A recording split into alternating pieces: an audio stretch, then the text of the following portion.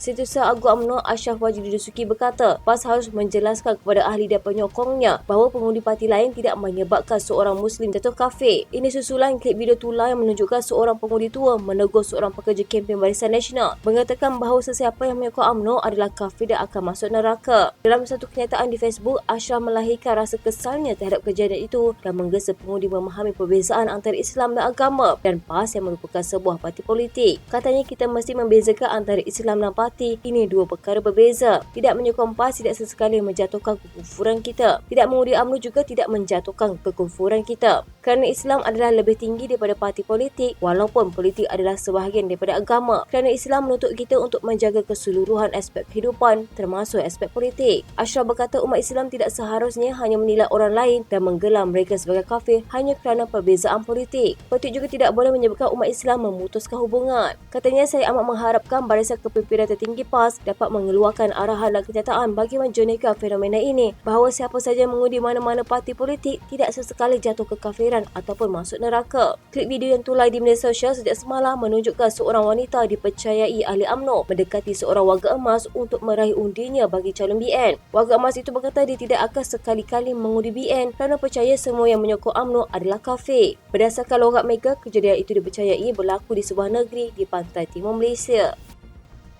Menurut pengguna media sosial berkata, Perdana Menteri Datuk Seri Anwar Ibrahim menjadi sasaran kritikan sekali lagi kerana kelakuan terhadap seorang pelajar remaja. Kali ini dengan netizen melabelnya sebagai pembuli. Pengguna media sosial itu membidas jawapan Anwar kepada seorang remaja yang bertanya sama ada kerajaan bercadang untuk menghapuskan sistem kuota Bumiputera. Reaksi Perdana Menteri itu dikatakan sebagai buli dan menenggelamkan soalan pelajar itu dan bukan bersifat politik. Semasa sesi dialog di Kolej Matrikulasi Pulau Pinang di Kepala Bata semalam, pelajar itu meminta dia diberi masa untuk menerangkan beberapa konteks sebelum mengemukakan soalannya. Katanya, bilakah sistem kuota akan dimasukkan dan digantikan dengan sistem meritokrasi? Saya dan kawan-kawan saya serta kawan-kawan di luar yang tidak dikenali terkesan daripada sistem kuota ini hanya kerana mereka tidak memiliki status Bumiputera. Bagaimanapun, Anwar memotongnya sebelum dia menjelaskan dan kemudian berkata dia sudah menjawab soalan yang sama sebelum ini. Selepas itu, dia berkata pelajar itu sepatutnya mengelak daripada membincangkan sistem kuota dan sebaliknya perlu menunjukkan kes-kes khusus orang bukan Melayu yang dinafikan kemasukan matrikulasi membolehkan kerajaan menangani keadaan itu. Anwar juga didakwa mengkritik pelajar itu dengan menyifatkannya tidak adil terhadap pelajar Bumiputera di sekolah luar bandar. Akhirnya dia mengalihkan jawapan kepada politik dengan menyatakan pemansuhan kuota Bumiputera di institusi pengajian tinggi akan menyebabkan Pakatan Harapan dan BN menghadapi kekalahan dalam semua pilihan raya akan datang. Menurut pengurusi PH itu, seterusnya menekankan bahawa menyokong pemansuhan sistem ini akan mencetuskan kekacauan di negara ini. Katanya, Anwar kata hari ini batalkan sistem kuota, kami akan kalah semua pilihan raya di negara ini dan anda akan lebih menderita di negara ini. Itu kena faham. Negara akan diperintah PAS dan bersatu, kena faham. Tapi janganlah umpamanya nak suruh batal sistem kuota ini akan berlaku pergolakan dalam negara. Ini persefahaman dibuat sejak sekian lama. Bulan lalu, Anwar menghadiri sesi Town Hall dinilai Negeri Sembilan di mana dia menjawab soalan pelajar tingkatan 6 dengan memujinya kerana peta berkata-kata dan berseluruh dengan berkata dia akan meminta nombornya jika dia masih muda. Dia dikecam kerana kenyataannya yang beberapa ahli parlimen menganggap kata-katanya tidak wajar dan seksis. Perikatan Nasional terutamanya di Kedah dilihat sedang bergolak apabila Bersatu dianggap perampas kursi Dewan Undangan Negeri milik PAS. Ketegangan antara pimpinan akar umbi Bersatu dan PAS itu ketara berlaku di dua kerusi DUN yang terletak dalam Parlimen Langkawi, iaitu DUN N1 Air Hangat dan N2 Kuah. Rasa dingin dan prejudis antara satu sama lain melibatkan kedua-dua parti komponen PN itu nampaknya cuba diredakan. Setiausaha Agung PAS Datuk Seri Taqiyuddin Hassan. Dalam ceramah kelompok di Air Hangat, Taqiyuddin menyentuh isu membabitkan bekas timbalan Ketua Pemuda PAS Langkawi, Safwan Hanis Syafiee, dan timbalan yang di-Petua PAS Langkawi, Mazlan Ahmad, yang masing-masing bertanding sebagai calon bebas di Air Hangat dan Kuah. Katanya, saya nak mengesahkan PAS tidak pernah pada bila-bila masa mengiktiraf dia dan memberi laluan kepada dia untuk dia bertanding di dalam mana-mana DUN pun di Kedah. Klip petikan ceramah Taqiyuddin tersebut kemudiannya tular di media sosial. Penganalisis politik Norman Radwan berpendapat kenyataan Taqiyuddin itu menggambarkan pergolakan sedang berlaku dalam PAS. Katanya Taqiyuddin menunjukkan siapa yang lebih berkuasa antara dia dan Sanusi. Jika sebelum ini berlaku krisis antara PAS dan Gerakan, nampak gayanya PN sedang menyembunyikan sesuatu. Saya jangka selepas PRN ini akan berlaku krisis besar dalam pimpinan tertinggi PN. Sementara itu, Hamzah mengakui pada awal kempen terdapat sedikit kekeliruan timbul di DUN Air Hangat, tetapi jelas beliau segala-galanya telah selesai. Katanya, penjelasan yang diberi oleh saya dan Datuk Taqiyuddin pun amat jelas dan difahami dengan baik oleh pengundi di Langkawi, Amnya dan di Dor Air Hangat khususnya. Semua gembira dan para pengundi juga berpelukan sama sendiri. Pengasas Kumpulan Berjaya Vincent Tan telah mengeluarkan surat tuntutan kepada Menteri Besar Sementara Kedah Muhammad Sanusi Makno menuntut permohonan maaf secara terbuka dan membayar pampasan RM200 juta. Ini adalah berhubung dakwaan Sanusi mengenai projek pembersihan Sungai Kelang. Dalam surat yang dikeluarkan melalui firma undang-undang, Peguam Tan menegaskan bahawa dakwaan Sanusi adalah jelas palsu, tidak benar, tidak wajar, tidak berasas dan berniat jahat terhadap anak guam kami. Mereka juga menuntut Sanusi menarik balik tuntutannya dan membuat aku janji bertulis untuk berhenti mengulangi dakwaannya. Surat itu memberi Sanusi sehingga semalam untuk bersetuju dengan tuntutan mereka. Sekiranya gagal, firma guaman itu berkata mereka menerima arahan Tan untuk meneruskan tindakan undang-undang terhadap Sanusi. Syarikat guaman itu memberi amaran bahawa dakwaan Sanusi boleh dikenakan tindakan di bawah Seksyen 499 Kanun Kesiasaan kerana fitnah jenayah yang boleh dihukum penjara sehingga 2 tahun, denda atau kedua-duanya. Katanya, oleh itu anak guam kami berhak untuk membuat laporan polis terhadap anda. Dalam ucapan semasa ceramah Perikatan Nasional Digital Kedah pada 2 Ogos, Sanusi mendakwa Selangor boleh menanggung kerugian sehingga RM180 juta kerana projek gerbang maritim Selangor. Dia juga mempersoalkan bagaimana Tan boleh memperoleh pegangan penting dalam firma milik Menteri Besar Selangor Incorporated, MBI Selangor. Menteri Besar Sementara Selangor Amiruddin dan Ketua Pegawai Eksekutif Berjaya Lan Said Ali Syahrul Ahmed telah menafikan dakwaan Sanusi dan mengacam tindakan undang-undang. Bagaimanapun, Sanusi memberitahu pada Sabtu lalu bahawa dia akan membuktikan dakwaannya di mahkamah. Pengerusi Perikatan Nasional Tan Sri Muhyiddin Yassin menyatakan penolakan rakyat terhadap kerajaan perpaduan pada 6 pilihan raya negeri nanti sebagai isyarat bahawa rakyat di negara ini tidak mahu Datuk Seri Anwar Ibrahim diangkat sebagai Perdana Menteri. Beliau mendakwa penolakan itu juga sebagai satu pungutan suara atau referendum kekecewaan rakyat terhadap kepimpinan Anwar yang dianggap tidak mampu menguruskan negara.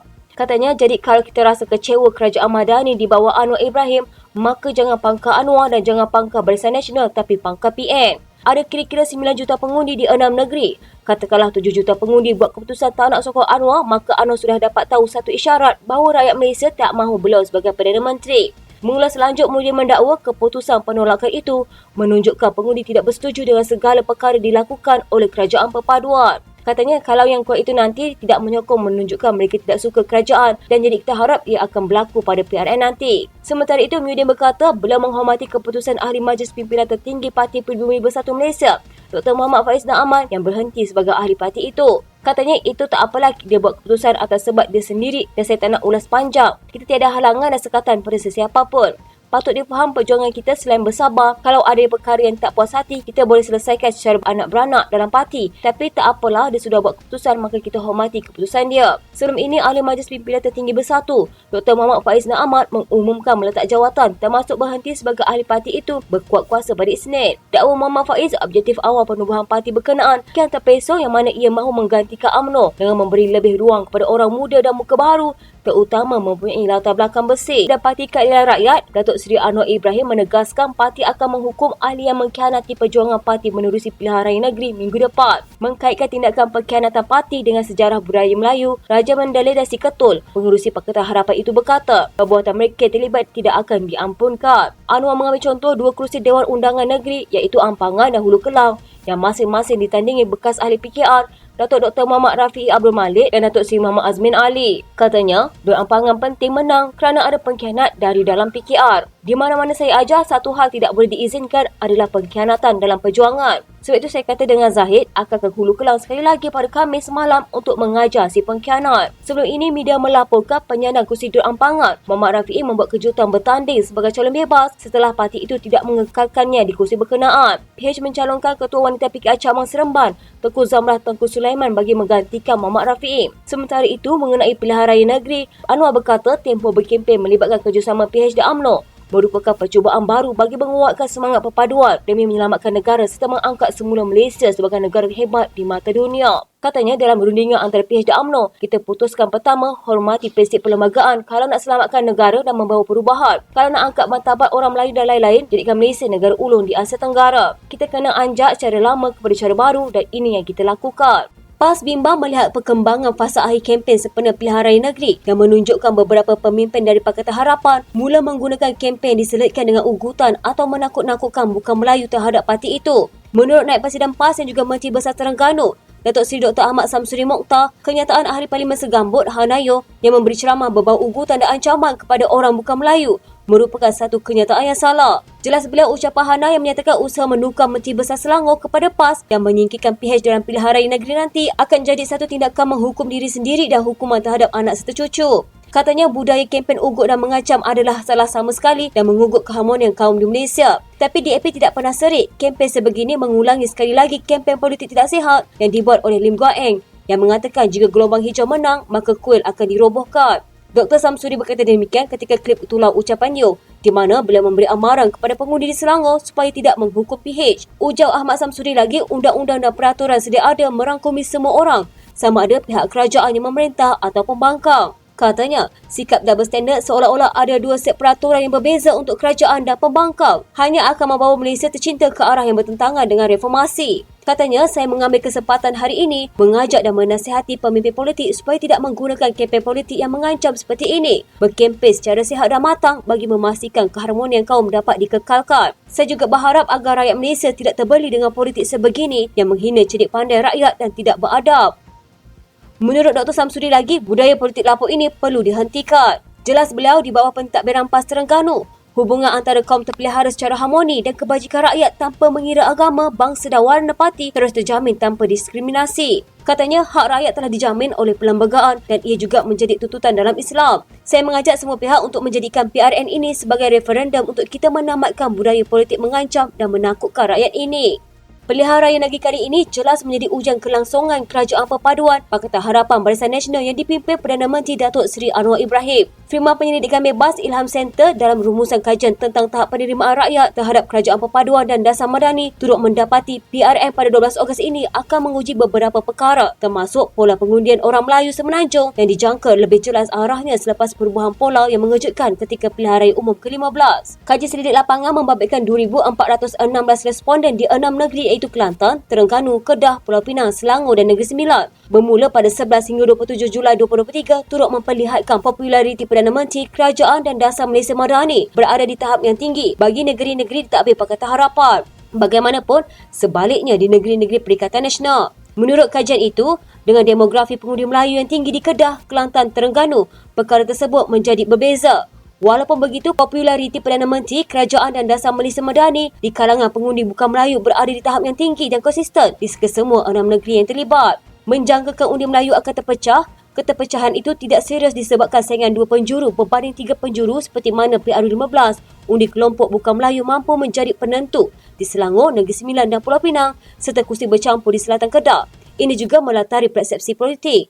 Pengundi Melayu yang berada di jajaran majoriti Melayu kini condong bersama naratif yang dibawa PN. Ini bermaksud gelombang PN yang meraih dukungan dan sokongan kawasan majoriti ini masih kukuh. BN ataupun UMNO perlu berusaha lebih keras untuk meraih kembali sokongan Melayu terhakis ataupun yang hilang dalam PRU15 lalu.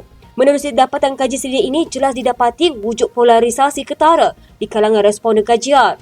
Polarisasi ini membabitkan pandangan terbelah dua di antara negeri yang ditadbir oleh PH dengan negeri di bawah pentadbiran Kerajaan PAS dan sekarang ini di bawah lembayung PN.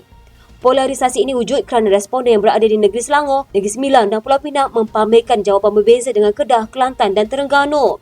Negeri yang mempunyai demografi pengundi bercampur lebih terbuka dalam penilaian mereka berkaitan dengan prestasi Kerajaan Perpaduan. Tetapi di negeri yang berada dalam lingkaran majoriti Melayu memberikan rating yang rendah kepada soalan-soalan yang berkaitan dengan Perdana Menteri dan Kerajaan. Selain itu, PRN kali ini juga akan melihat dinamika parti-parti politik Melayu selepasnya dalam dua konteks penting di kerusi majoriti Melayu dan kerusi bercampur. Andai kata pola ini diterjemahkan dalam kotak undi pada 12 Ogos nanti, kerusi-kerusi majoriti Melayu terutama di zon utara dan pantai timur lebih mudah dikuasai oleh Perikatan Nasional. Manakala PHBN akan menguasai pengundi majoriti bukan Melayu dan kawasan bercampur. Kajian ini merumuskan unjuran kepada polarisasi wilayah dan kaum akan menjadi lebih jelas selepas PRN nanti. Sekian fokus PRN untuk minggu ini. Jangan lupa untuk follow Facebook Malaysia Deadline dan YouTube Deadline TV.